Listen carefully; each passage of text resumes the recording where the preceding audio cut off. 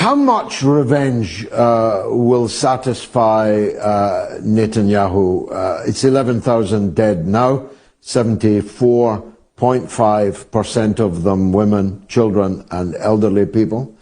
Is 22,000 dead, 52,000 dead? How many dead will it take to satisfy that thirst for revenge? Because you're right, they cannot, even Israel cannot kill 2.3 million people.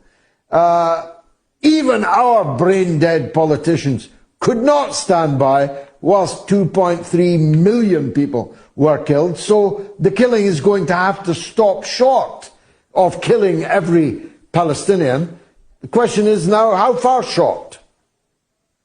Well, the problem is, George, and you know this, the Israeli government has been hijacked by literally this criminal right-wing element that is imbued with a notion of Israel that nobody in the world supports, nobody in the world can support.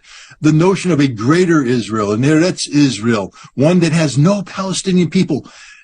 Hamas, and again, I understand, but is condemned for, from the river to the sea, because people interpret that as anti-Semitic. You want to annihilate the Jewish population. But you know who invented it, George? You know who invented it. The Likud party invented it. It's the original motto of the Likud party. From the river to the sea, no Palestinians there will be. That's their theme. That's what they do. And now they have a government that is bringing this to life. So when you say how many, George, all.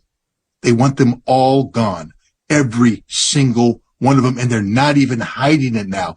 These rabbis are preaching to the troops, saying, get them all, kill them all, get rid of them all. The Israeli government is talking about getting them all out of Gaza, driving them out somewhere. They don't care because they don't view the Palestinians as humans. I mean, this is the worst aspect of what's going on here. Politics is tough. You know that. You're a politician.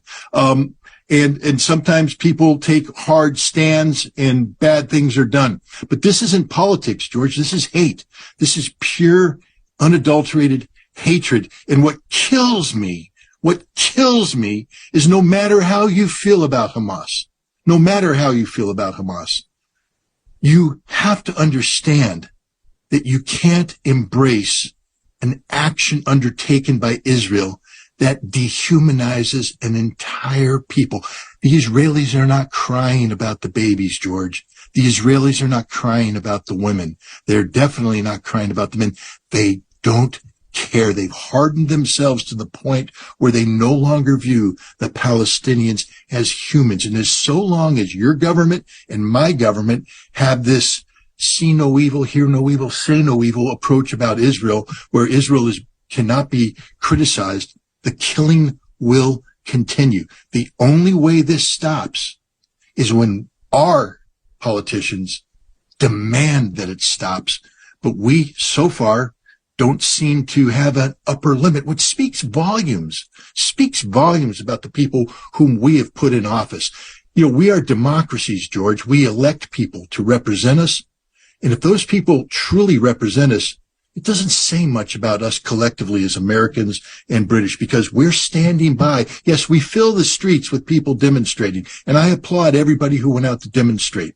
But we need to step it up. And I'm not talking about violence, George. I'm all in on the nonviolent thing nowadays, because war only begets death and destruction. I've learned that hard lesson.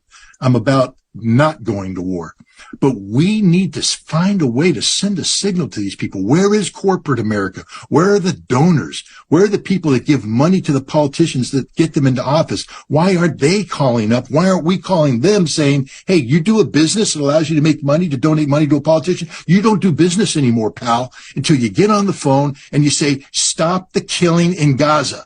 That's what we have to do. We have to stop it now. Every day we don't do this, George, You know what's going on. Hundreds of Palestinians are dying, but we stopped caring. Yeah. Once you see those photographs, you become immune to those photographs. And that's what's happened. It's a bloodlust exhaustion where we have seen so much horror. It's filled our eyes and filled our minds that we become numb to it. We can't become numb to it. We should cry ourselves to sleep every night in shame, collective shame about what's happening in our names, because this isn't an Israeli crime, George.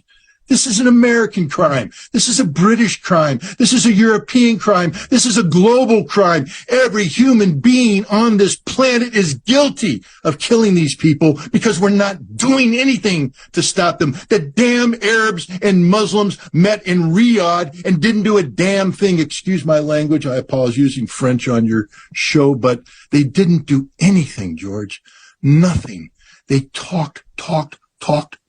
But when they had the chance to use the one weapon that could actually turn the tide, the oil weapon, they wouldn't even consider it because money is more important than blood, apparently.